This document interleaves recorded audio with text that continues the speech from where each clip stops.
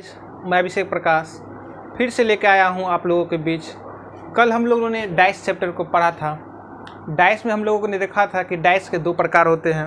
पहला को कहते हैं स्टैंडर्ड डाइस, दूसरा को कहते हैं रॉन्ग डाइस। स्टैंडर्ड डाइस में क्या था, दो अपोजिट फेसों का योग साथ हो रहा था। और रॉन्ग डाइस में क्या था, सामने से दिखाई देने वाले किसी भी दो सतह का योग साथ हो जाना रॉन्ग डाइस कहलाता है। आज हमने आप लोगों के लिए बहुत इंपॉर्टेंट क्वेश्चन लेके आया हूँ। ये क्वेश्चन जो है आपको एसएससी में, रेलवे में, बैंक में बार बार रिपीटेशन होता है। ये जो क्वेश्चन नंबर मैं आपको 2 है और 3 है, इस बार एनटीपीसी के भी एग्ज़ाम में पूछा गया था। 2021 के जो एनटीपीसी के एग्ज़ाम में हुआ था।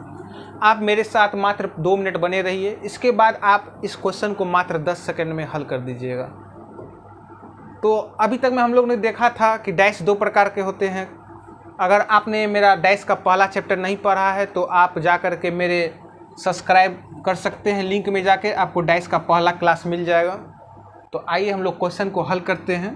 क्वेश्चन है कि वह संख्या कौन सी है जो 4 के सामने वाले फलक पर है। तो मतलब इसका कहना है कि 4 के सामने वाले फलक पर, तो 4, ये जो डाइस है, इस डाइस में कहीं ना कहीं 4 जरूर होगा। ये सामने से दिखाई देने वाले फेस को एडजेसेंट फेस कहते हैं। इसके अपोजिट फेस में 4 होगा। तो उसी अपोजिट फेस में जो 4 है, तो उसके सामने से दिखाई देने वाले फेस में कौन सा सतह होगा। तो आइए, हम जैसा देख रहे हैं कि ये दोनों रॉन्ग डाइस है।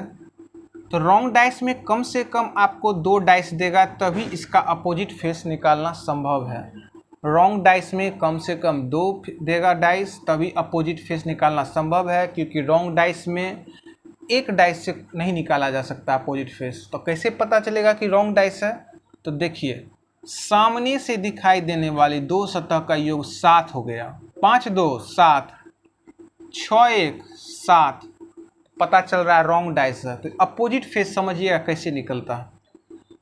मैं देख रहा हूँ कि 2 यहाँ पे भी रिपीटेड है और 2 यहाँ पे भी रिपीटेड है। जो रिपीटेड है उसको मैं यहाँ लिख दिया। 2 यहाँ भी है, 2 यहाँ भी है। तो सबसे पहले आपका काम होगा कि जो रिपीटेड है आप उसको लिख दीजिए। अब आपको क्लॉक चलना है तो क्लॉक चलिए, एंटी चलना है तो एंटी चलिए।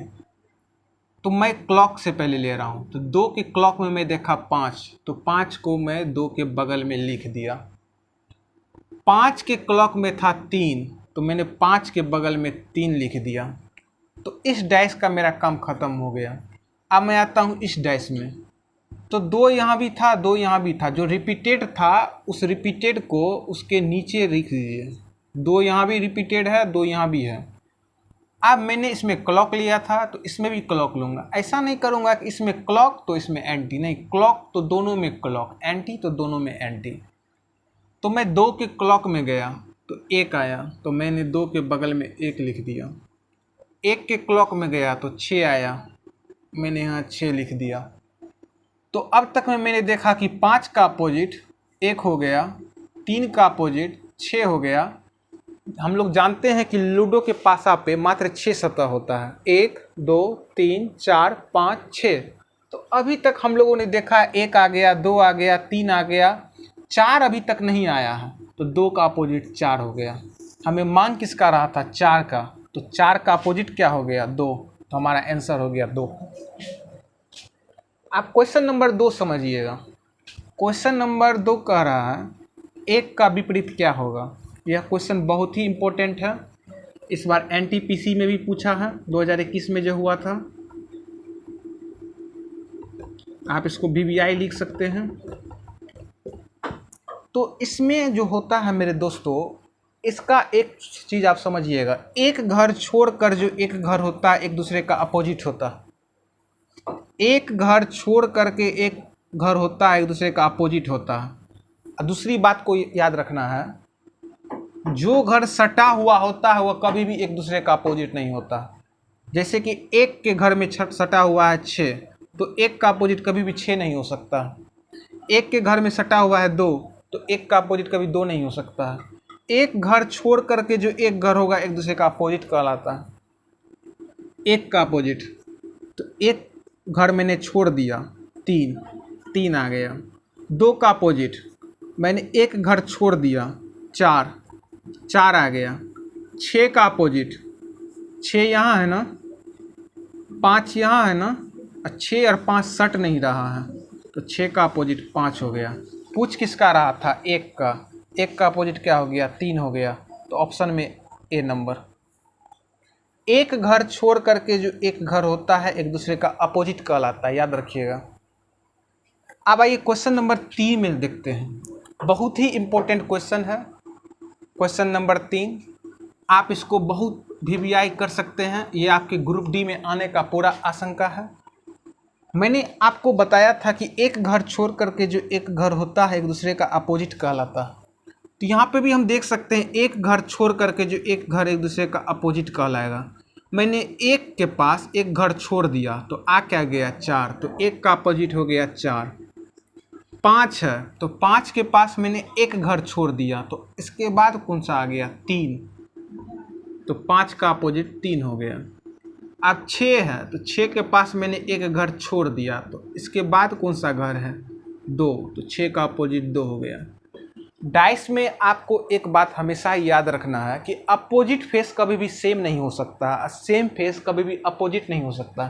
सेम फेस क्या होता है? जैसे 1, 6, 4, तो 4 का अपोजिट कभी भी जो है 1 नहीं हो सकता है, 6 नहीं हो सकता है। सेम फेस कभी भी अपोजिट नहीं होता है, सेम फेस अपोजिट नहीं होता है, अपोजिट फेस कभी भी सेम नहीं होता है। तो वही कॉन्सेप्ट यहाँ पर लगेगा। तो यहाँ पे देखिए 1, 4, यहाँ पे क्या हो गया कि सेम, ये अपोजिट फेस सेम हो गया 1 और 4, इसीलिए हमारा आंसर ये नहीं होगा। यहाँ देखिए 2, 4, 3, 2, 4, 3, तो हमारा आंसर यही होगा। देखिए 2, 4, 3 सेम फेस अपोजिट नहीं है। सी नंबर का आंसर नहीं हुआ, समझिएगा। देखिएगा 6, 4, 2, 6, 4, 2, देखिए 6 का अपोजिट क्या था? 2, अपोजिट फेस सेम हो गया 6 और 2, इसीलिए हमारा आंसर नहीं हुआ। 1, 6, 2, यहाँ पे भी देखिए 6 और 2 है क्या? अपोजिट फेस, इस सेम फेस हो गया 6 और 2, इसलिए ये भी हमारा आंसर नहीं हुआ। हमारा आंसर क्या हो गया? Option number B. तो अब हम नेक्स्ट क्वेश्चन की ओर मूव करेंगे। हमारा जो नेक्स्ट क्वेश्चन होगा इस प्रकार से होगा